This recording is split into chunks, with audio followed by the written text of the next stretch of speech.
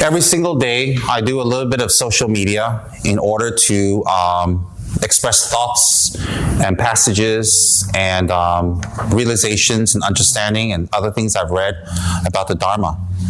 I tweet and on social media and Facebook on different subjects, blog on different subjects. But of course, my favorite and my passion has always been Dharma.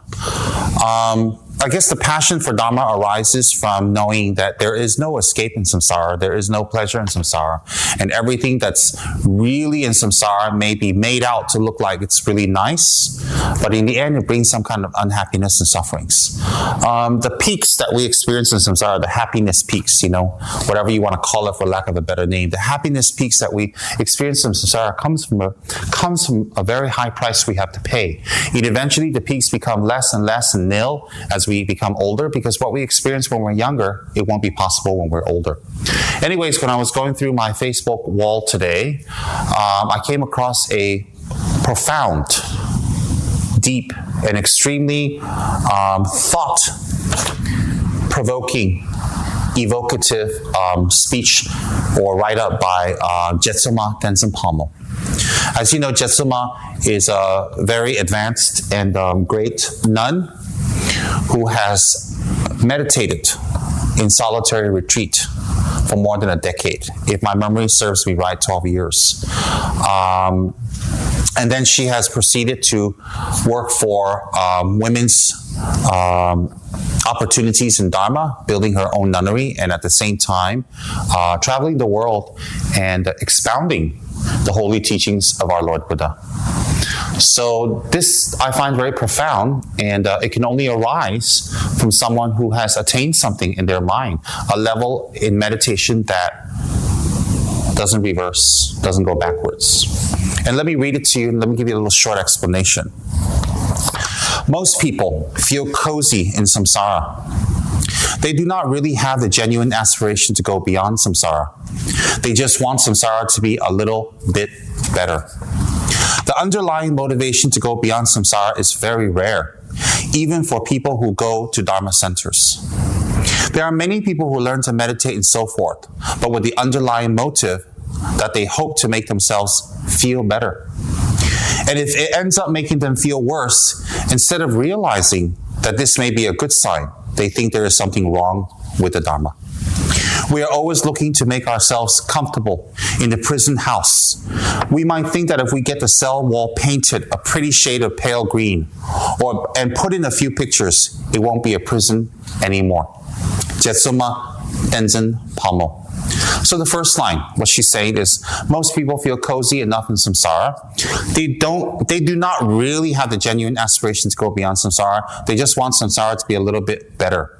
So many people, they actually just want to make their situation better. Some more money, a little bigger house, a cooler room, more clothes, better food, and that's what their general aspiration of the general public is. It's more of to be more comfortable.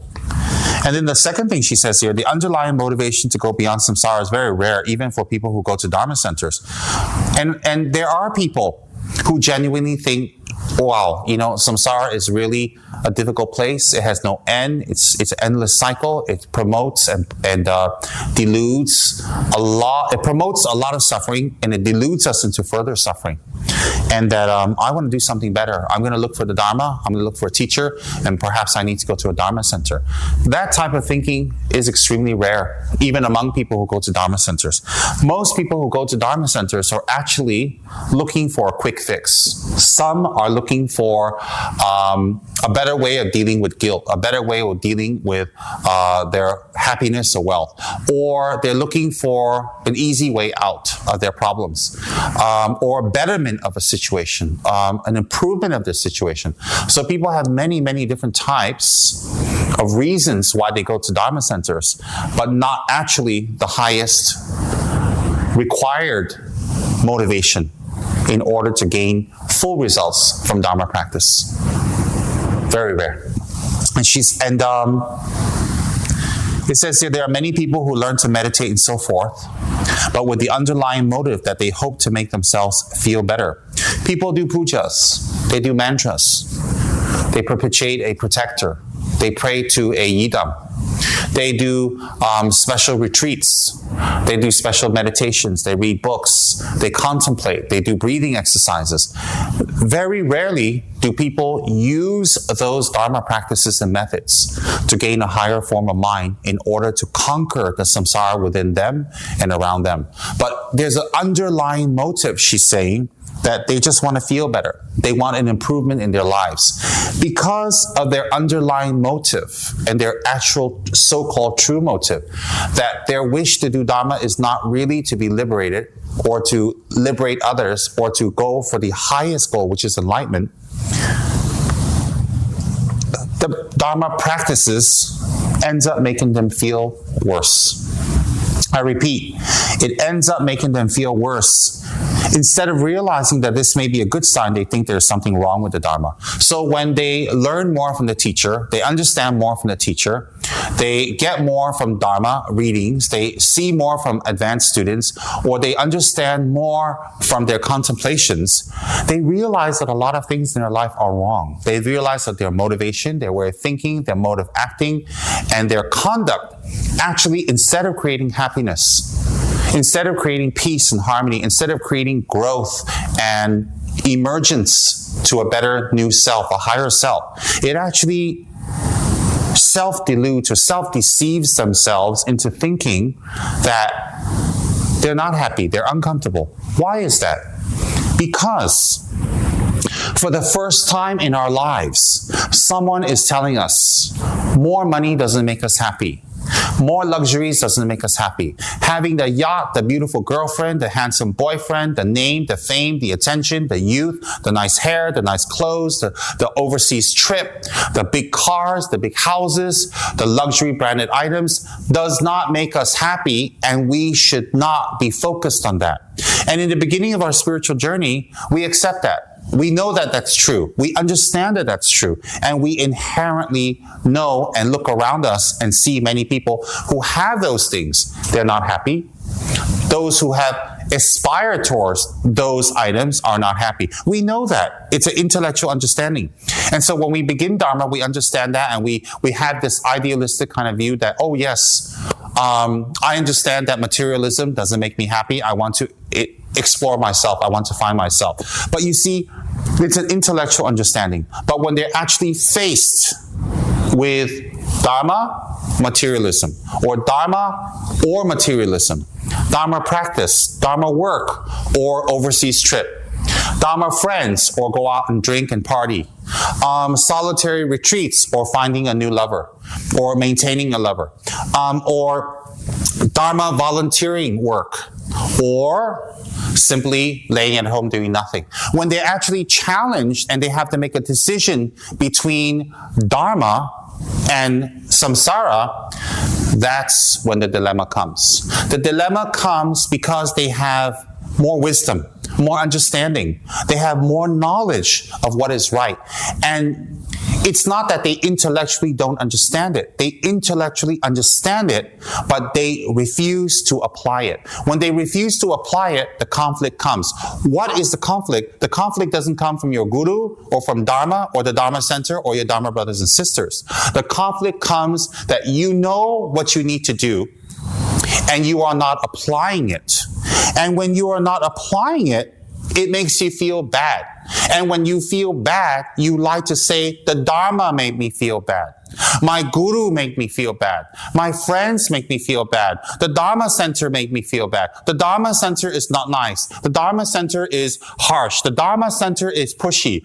The Dharma is difficult. We like to impute or say that the Dharma is making me unhappy. But you see, it's not the Dharma making me unhappy. It is like when you have cancer and you are given treatment. When you're getting treatment, it's very painful.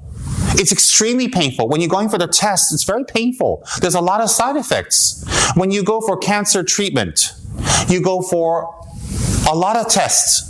You have to be poked, blood taken, lots of medication, lots of injections, lots of medicine, lots of changes in your diet, in environment. And if we blame that our pain comes from the cancer treatment, and we give up the cancer treatment, then the cancer will take over our body and we will die. The pain doesn't come from the treatment of the cancer or the doctors or the nurses or the hospital. The pain comes from cancer. And whatever is being applied to you by the doctors and nurses and hospitals is actually in the process of removing your ultimate cause of pain. Because if you're healthy, you don't have to go for tests. You don't have to go for chemotherapy. You don't have to go for treatment. You don't go for anything. Chemotherapy is very painful for some, and it's a lot of negative side effects for some. But you see, we cannot blame our pain on chemotherapy. We have to blame it on the cancer.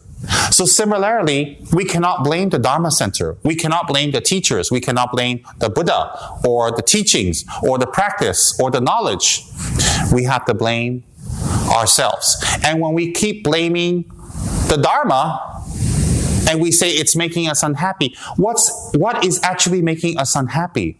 What is making us unhappy is not the Dharma, but our understanding of what we need to do and our laziness or selfishness or unwillingness to do it. This is making us unhappy. And we can even say, I don't care about karma, throw caution to the wind, I don't care anymore, I've reached a level that it doesn't matter. We can say all that. We can justify all that. But you know what? If it didn't matter and we didn't care, we wouldn't be unhappy. We wouldn't be concerned or worried. We wouldn't be having a debate. The internal debate, the internal battle we're having that is making us unhappy. And the battle is not between good or bad, heaven or hell, Buddha or the devil. The internal battle is we know what we need to do. We are not doing it. And that's eating away at us. And if we run away from the Dharma by blaming the Dharma, justifying that Dharma is bad, the Dharma Center is bad, Dharma people are bad, the Dharma teachers are bad, if we justify it that way, of course you have a small legion of people that believe you. Of course you have a small following of people that will support you and say it's correct. And you may even feel temporarily okay and satisfied and at peace that you have these supporters that feel the same thing.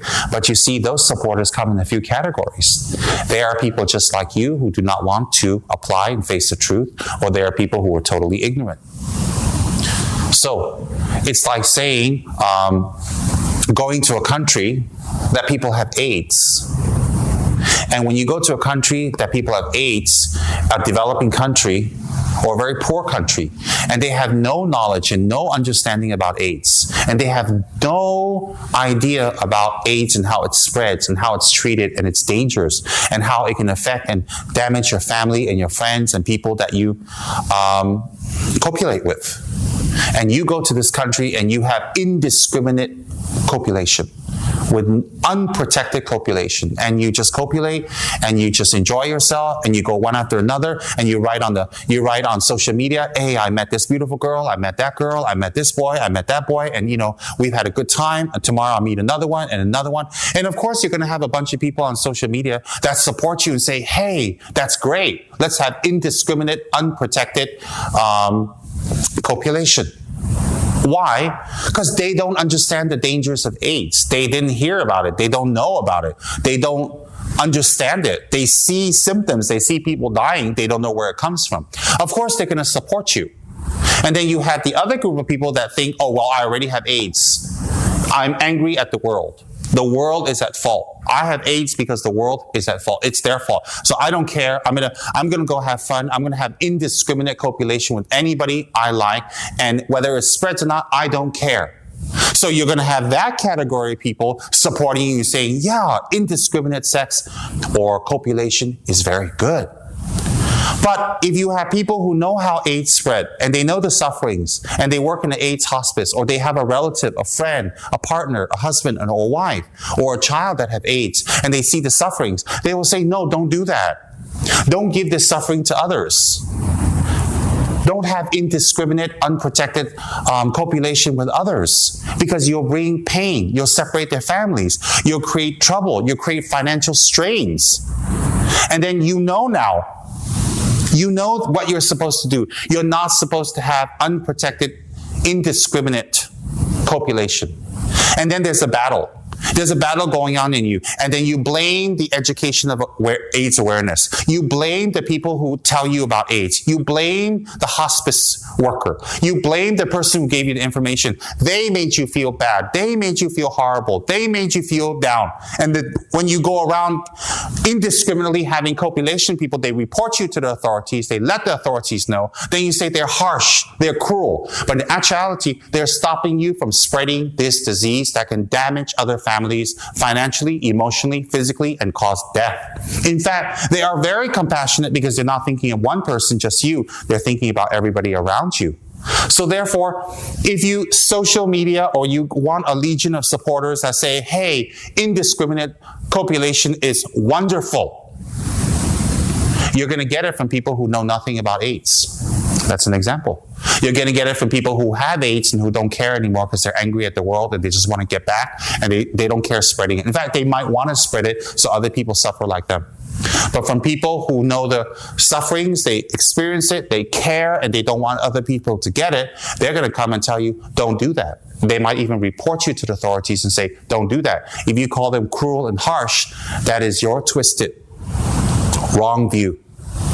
Similarly, with that analogy, in a Dharma center, when your Dharma teacher, your Dharma brothers and sisters explain to you the pitfalls of samsara, the difficulties of anger, selfishness, laziness, greediness, stealing, and lying, and you're caught doing it, and you keep doing it, and they talk to you nicely, and they talk to you nicely again and again and again. They confront you, and they explain to you, and they even try to stop you from doing it. That's not control.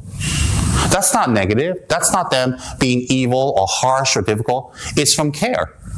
It is from care. It is from care, and if you label them, the Dharma Center, your teacher, or the Dharma institution as bad, you are not accepting responsibility for where it is coming from. So therefore, if you feel guilty and you have this battle within you, the battle within you is actually not a bad sign. That is what Jetsunma Tenzin Palmo is saying. It is not a bad sign. Why is it not a bad sign? Because you are having a battle between doing something virtuous and wonderful and good that you are not used to doing, as opposed to something that you've done thousands of times that brought you nowhere, that brought you spurts and tiny little bits and pieces of happiness, but ended up unhappy. So you're having that battle. That battle is saying you're gaining knowledge. You're gaining some ground in your contemplations. You're gaining some ground perhaps in your meditations or your views, that your knowledge is increasing. So this battle comes from you having Dharma knowledge. And this battle makes you feel bad, not because the Dharma, because your conscious wisdom, clarity, good mind is saying, don't do what you were doing before anymore. Your good mind, your wisdom, the innate clarity of your mind, who you really are, is saying, stop. Dharma is good. What it's teaching you is good. And the process of transformation isn't you wake up one day and you just renounce samsara. The process of transformation comes from rejection, anger, not accepting, understanding, and then applying. So when you're feeling bad about Dharma work, Dharma volunteering, Dharma commitment to time, Dharma commitments, when you're feeling bad, contrary to thinking that the Dharma is making you feel bad, your Guru is making you feel guilty, or the Dharma community is negative, it is a good sign. It is a good sign that your wisdom, clarity, mind, your wisdom, clear mind is arising. Instead of running away, go full force. Do more Dharma. Engage in more Dharma. Practice more Dharma. Do more Dharma work. Take on more responsibilities because you're going the right direction. Because that process is the natural, correct process of our mind becoming better. So we have to stop viewing the Guru as someone militant. We have to stop viewing the Dharma Center as a army camp. We have to view the Dharma as not something that makes us feel guilty. We have to view the Dharma brothers and sisters as not people who are deluded or in a cult. We have to view the Dharma teacher really as someone that tells you the truth for once in your life with tremendous wisdom, tremendous knowledge, and tremendous experience, maybe even for many lifetimes, and listen to the words and understand he's trying to benefit you. We have to look at the Dharma brothers and sisters as a community who has accepted and understood and contemplated and meditated and got some results, that they are also committed on this path. We must also think that there are different methods that apply for different people, that it cannot be all across the board. With some people, you have to be very direct. With some people, you have to be very gentle. With some people, you have to be go around and round and round. There are many types of people. So one method doesn't apply to all. Therefore, don't expect your teacher to have just one method. On top of that, you shouldn't think the Dharma Center as a burden. You should think of a Dharma Center as a place that comes from people's donations, love, energy, time, and their contributions to create a physical place where we can gather to do good Dharma work and to benefit others. And to disparage the teacher, disparage the Dharma institution, disparage the people within is to disparage all the donations, all the hard work, all the contributions that everybody else did. So that doesn't make sense either. Why would we want to do that? Why would we want to disparage something that someone has invested so much into, even yourself? So therefore, it is not the Dharma or your teacher or the center or the Dharma brothers and sisters that make you feel bad. They're not the ones that are harsh. They're not the ones that are difficult. Your clear conscience and your understanding is starting to rise, and you're having that battle. And now your duty is to win that battle. We are always looking to make ourselves comfortable in the prison house. We might think that if we get the cell wall painted pretty, shade of pale green, and put in a few pictures, it won't be a prison anymore. So if we change locations, we quit, we change clothes, we go on trips, we meet people, we go for more dinners, we hang out in ritzy places, we go for nice restaurants, we buy a new car. It's like just changing the location and changing the situation around us to change what we know inside. It's not going to work. Unless we're very good at self-denial, self-deception, and we are willing to take the consequences. The consequences will be regret, loneliness, a waste of time, and lots and lots and lots of losses of great opportunities that would have gotten you somewhere. So if we're willing to take the consequences, and when the consequences come, don't complain. If in the past we had difficulties with certain situations and it made us testy, and it made us very uncomfortable, and it made us very belligerent and unhappy, then it is a sign to us that we are not ready for consequences, because those are consequences of actions we created in the past.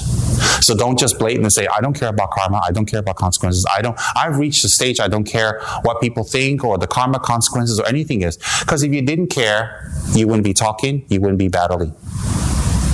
You do care. You definitely do care. So therefore, this wonderful Dharma paragraph from Jetsunma was very beautiful, very simple, and yet extremely profound. And I wanted to give that little explanation because I came across it today on Facebook. Let me read it one more time for you and conclude. Most people feel cozy enough in samsara. They do not really have the genuine aspiration to go beyond samsara. They just want samsara to be a little bit better. The underlying motivation to go beyond samsara is very rare, even for people who go to Dharma centers. There are many people who learn to meditate and so forth, but with the underlying motive that they hope to make themselves feel better. And if it ends up making them feel worse, instead of realizing that this may be a good sign, they think there is something wrong with Dharma. We are always looking to make ourselves comfortable in prison house. We might think that if we get this cell wall painted pretty shade of pale green and put in a few pictures, it won't be a prison anymore. Jetsunma Tenzin Pommel. Now, if she was your teacher and you're having this internal battle and she tells you this, you might even be offended. You might feel she's targeting you. You might feel that she's telling you things that hurt you. But if you read this, you might think, oh yeah, that's nice. You see, it's our perspective. What's our perspective is whether we want to accept the truth or not. If we read things from the side of truth, it doesn't hurt. It's enlightening. It's freedom. So therefore, I hope this one helps. And I want to reiterate, Dharma teachers, Dharma centers, Dharma people, brothers and sisters, the Dharma teachings, the Buddha, the Yidams, the Dharma protectors, are all here to help us, are all here to give their best to us. And that's very important to know. And if we keep thinking they're our enemies, we are actually attacking the wrong enemy. The enemy are not these above mentioned. The enemy is inside of us. And that is what we need to battle. And when we understand this, that is when we feel uncomfortable. The uncomfortable feeling comes from our conscience and knowing what we should do. So we should just go ahead and do the right thing. Do Dharma. Thank you.